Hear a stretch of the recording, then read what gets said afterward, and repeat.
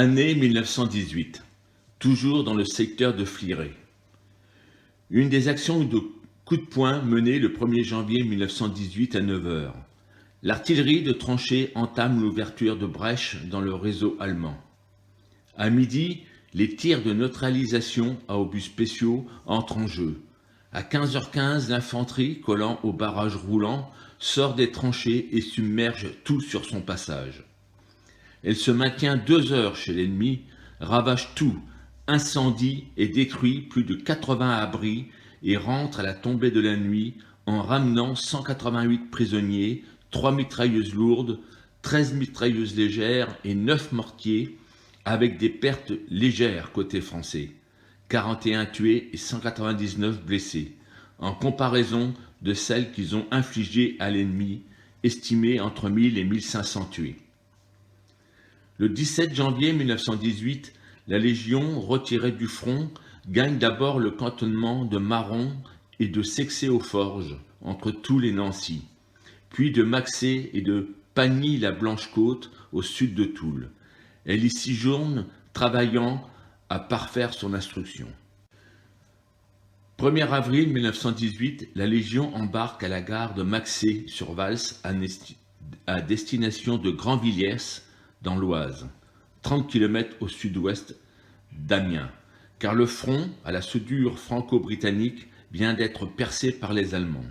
Le haut commandement est dans la nécessité de faire appel aux réserves générales. L'ennemi déferle vers Amiens dans une poussée irrésistible grâce aux troupes qu'ils ont pu rapatrier du front Est suite à la fin des hostilités dues à la révolution bolchevique. Le 5 avril, le bataillon de Félix se positionne dans les bois de Cotanchy face à la crête au sud-est de Fouécamp, aux mains de l'ennemi. Le 12 avril, la Légion attaque et reprend du terrain qu'il faut sécuriser. Le 14 avril, différentes reconnaissances et créations de tranchées ont lieu sur la côte 58, au ravin nord du bois des Gentelles et au pont de l'Arve, au nord de Fouécamp, sous le feu de l'ennemi. Le 24 avril, la première compagnie, celle de Félix, bivouaque au bois de Pararlé, à 1500 mètres au nord de Cotanchy, puis est mise en réserve au sud-ouest du bois des Gentelles. Le 26 avril, à 5h15, la Légion attaque du côté de Villers-Bretonneux, au bois de Hangard. Elle éprouve de grosses difficultés à prendre ses emplacements. Derrière un barrage roulant, la Légion marche sur le bois. Mais l'alerte a été vite donnée. Les mitrailleuses déclenchent leurs tirs, foudroient les premières vagues. Elles ne peuvent cependant empêcher les éléments de gauche, appuyés par des tanks anglais, de pénétrer dans le bois et de s'y organiser. Les pertes sont lourdes. En revanche, la route d'Amiens est définitivement fermée et une septième citation vient récompenser la vaillance des légionnaires. Lors de cette attaque du 26 avril 1918, Félix sera cité à l'ordre de son régiment. Légionnaire courageux et dévoué, très belle attitude au feu pendant l'attaque du 26 avril 1918. Le 1er mai, la division est relevée et passe en réserve à Vers-sur-Selle, au sud-ouest d'Amiens. Le 5 mai, Félix est affecté à la première compagnie du 1er bataillon. Le 9, elle quitte l'Amiénois et gagne en camion la région de Nanteuil-le-Haudouin dans l'Oise. La Légion cantonne à Versigny et environ, mais il est dit qu'elle ne connaîtra plus ni trêve ni repos. Le 28 mai 1918, la division fait le trajet en camion sur Daumier, au nord-est de Villers-Cotterêts, car la veille, une violente attaque allemande est déclenchée sur le front de l'Aisne. La Légion débarque donc à Saconin-et-Breuil, proche de Soissons, dans l'Aisne. La situation sur le front est très confuse à ce moment. L'ennemi a pénétré dans Soissons, et les troupes en présence sont profondément enchevêtrées les unes dans les autres, si bien qu'il est impossible de définir exactement la ligne de front. Le 29 mai, dès l'aube, la Légion reçoit l'ordre de faire des reconnaissances sur les pentes de la montagne de Paris. Le bataillon de Félix est en première ligne. Le 30 et 31 mai, l'infiltration allemande en direction de Villers-Cotterêts continue, irrésistible. L'ennemi attaque sur le front de la 1re brigade, les 4e tirailleurs et la Légion, s'empare de Vauxbehain et prend pied sur la montagne de Paris. Le commandant Germain est tué. La ligne constituée par la Légion tient tant bien que mal. La nuit venue, la Légion est relevée sans incident. Au cours de ces 3 jours, elle a eu 41 tués, 225 blessés et 70 disparus. Mais son repos est de courte durée. Le 1er juin à 10 h, elle reçoit l'ordre de se porter au nord-ouest de Villers-Cotterêts. La Légion doit organiser un front défensif le long du ruisseau de Vaudy vers Saint-Étienne-Chelles. Le 3 juin, dans la matinée, l'ennemi progresse et accentue sa pression. La Légion doit établir un barrage sur les hauteurs dominant à l'ouest le ravin de Couèvre, Saint-Bandry et Ambleny. Dans la soirée du 5, la Légion remonte en ligne et se déploie dans le ravin de Saint-Bandry. L'artillerie fait rage et rend la tâche difficile, mais les attaques allemandes paraissent pour le moment arrêtées. Une attaque surprise des Allemands débute le 12 juin 1918 à partir de 2h30. Un bombardement d'une violence extrême qui fera 36 tués, 94 blessés et 5 disparus pour le régiment de Félix, écrase tout le secteur depuis Resson-le-Long jusqu'à Couèvre, au nord de Vic-sur-Aisne. À 4 heures, l'assaut allemand se déclenche. La Légion résiste en exécutant d'énergiques contre-attaques. La bataille fait rage toute la matinée, mais vers midi, la situation est rétablie et la bataille s'apaise. Les journées suivantes sont calmes.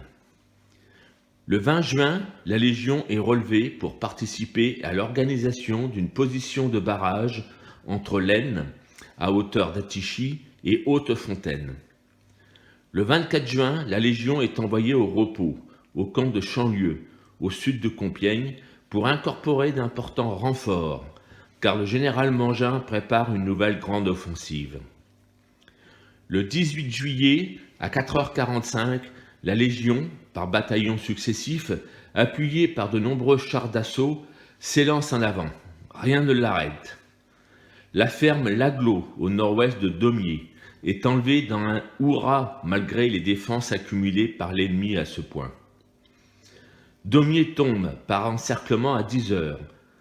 Elle enlève ensuite la ferme de Cravençon et Chaudun.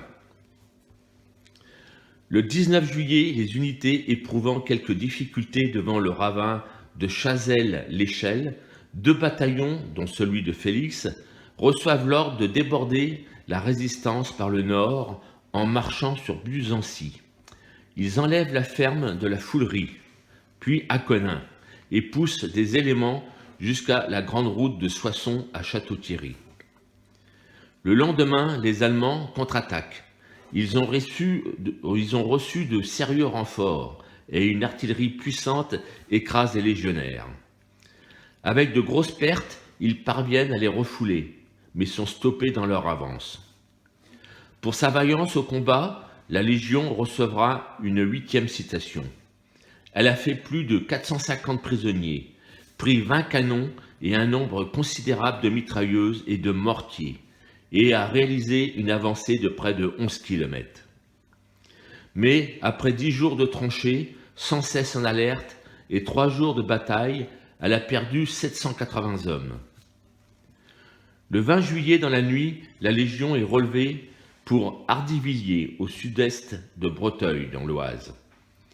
Le 4 août 1918, la Légion se positionne pour protéger la route de Montdidier à Saint-Just-en-Chaussée, du côté de Brinvillers et Saint-Maurinvillers. Le 7 août, elle stationne jusqu'au 20, date à laquelle elle est alertée pour prendre part avec toute la division marocaine aux opérations de la 10e armée dans la région de Tartier et Juvigny, au nord-ouest de Soissons. La Légion y sera en 2e ligne, derrière les Américains de la 32e division d'infanterie, les 3 premiers jours. puis en première ligne d'attaque le 2 septembre. Au départ, la progression se fait presque sans encombre jusqu'à la route de Béthune. Là, les unités sont prises d'enfilade et clouées sur place par le tir de nombreuses mitrailleuses. Terny-Sorny est un véritable nid d'armes automatique. La marche en avant continue malgré les pertes. Le village est partiellement occupé le soir. Mais vers 19h, une violente contre-attaque allemande arrive. Elle est rejetée. Au cours de cette rude journée, qui a coûté 36 tués, 312 blessés et 13 disparus, la Légion a pu réaliser une avance de 2 km, enlever le village de Terny-Sorny, résister à toutes les contre-attaques et ramener plus de 300 prisonniers. Pendant 2 jours, la Légion ne va plus livrer que des combats locaux. La résistance allemande est des plus énergiques. Beaucoup de légionnaires tombent. Le 14 septembre, l'attaque reprend à 4h50. La Légion progresse rapidement et réduit à la grenade de nombreux nids de mitrailleuses. À 8h, les hauteurs dominant le village de Allemand et le village lui-même sont aux mains de la Légion. Le soir, à 21h, malgré la violence des contre-attaques de l'ennemi, les positions conquises sont intégralement maintenues. Les liaisons assurées et 800 prisonniers, dont un état-major de régiment au complet, amenés vers l'arrière. La brèche est désormais faite dans la fameuse ligne Hindenburg. Pour atteindre ce résultat, il n'a pas fallu moins de 12 jours de rudes combats dans un terrain très difficile et hérissé de fortifications. Depuis le début de la campagne, jamais la Légion n'avait eu à fournir une succession d'efforts aussi soutenus et aussi prolongés. Du 2 au 14 septembre, elle a perdu 275 hommes, dont 10 officiers, et 1118 blessés et disparus, dont 15 officiers. Le régiment recevra une 9e citation, et Félix une 2e pour son ardeur au combat des 13 et 14 septembre. Le 16 septembre, le régiment va cantonner à Courtieu, au sud-ouest de Vic-sur-Aisne, avant de gagner par étapes Meaux, puis s'embarque en chemin de fer pour s'établir au repos dans la région de Rosières-aux-Salines, près de Nancy. Le 11 octobre 1918, elle se rapproche du front dans le secteur de Lenoncourt. Le 26 octobre 1918, elle remonte en ligne dans le sous-secteur de Champenoux. Le secteur est si calme que la relève s'effectue sans le moindre incident et en plein jour.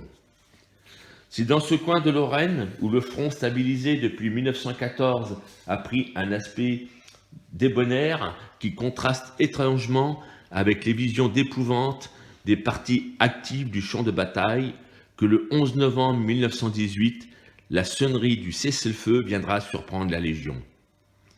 L'armistice est signé, la guerre est finie. Mais le périple de Félix au sein de la Légion ne s'arrête pas là. Le 18 novembre 1918, avec son régiment, il se dirige vers l'Allemagne en armée d'occupation.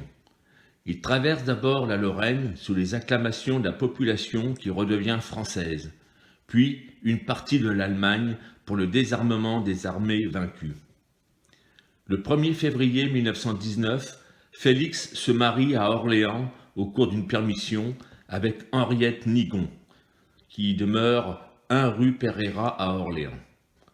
Le 16 février, il retourne au dépôt de la Légion à Lyon, où il sera démobilisé le 3 mars 1919. Il recevra la croix de guerre à 2 étoiles de bronze. Tiens, voilà du boudin, voilà du boudin, voilà du boudin. Pour les Alsaciens, les Suisses et les Lorrains. Pour les Belges, il n'y en a plus, pour les Belges, il n'y en a plus. Ce sont des tireurs au cul. Pour les Belges, il n'y en a plus, pour les Belges, il n'y en a plus. Ce sont des tireurs au cul.